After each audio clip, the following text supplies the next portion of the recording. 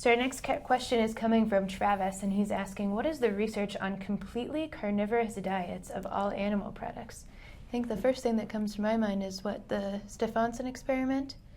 There were 2 Arctic explorers ate meat for a year who lived among the Inuit in the Arctic as explorers and came back and said, hey, we could live without vegetables, fruit and vegetables for up to a couple of years at a time and not get sick. And that was when vitamin C was discovered as the cause of scurvy. And everybody knew if you took away vitamin C for 4 months, people would develop signs of scurvy, which aren't subtle. Your teeth get loose, your joints swell up and hurt. You have these little black spots where you have bleeding in the skin called petechial hemorrhages. And so a group of researchers said this is not possible. And they basically locked them up in a hospital. It was a mental hospital, Bellevue Hospital in New York City, and followed them for anywhere 3 to 5 months locked up.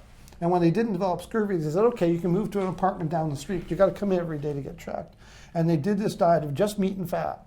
Now, they weren't eating the same things they had in the Arctic because they didn't have seal and seal blubber and slightly caribou and so on. So they were using market meats at the time. This is in the 1920s. But both of them remained very healthy for that whole year.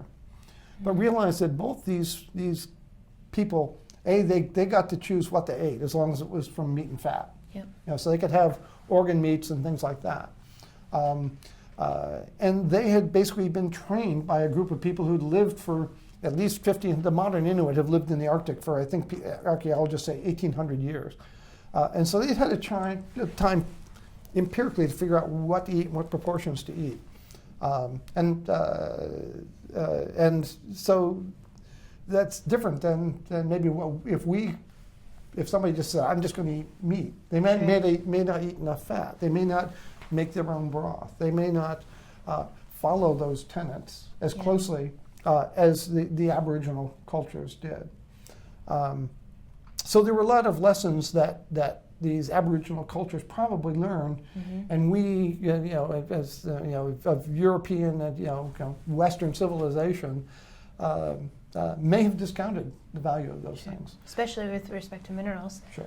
And my concern, we see a lot of problems with sodium, potassium, and magnesium intakes in people who casually go onto a low carbohydrate diet. And that particularly concerns me if somebody's not eating vegetables, because that's where a fair bit of the magnesium and potassium that our patients eat, that's where it comes from. So if one doesn't eat vegetables, then it puts a more responsibility on that person to get enough of those minerals from the animal sources.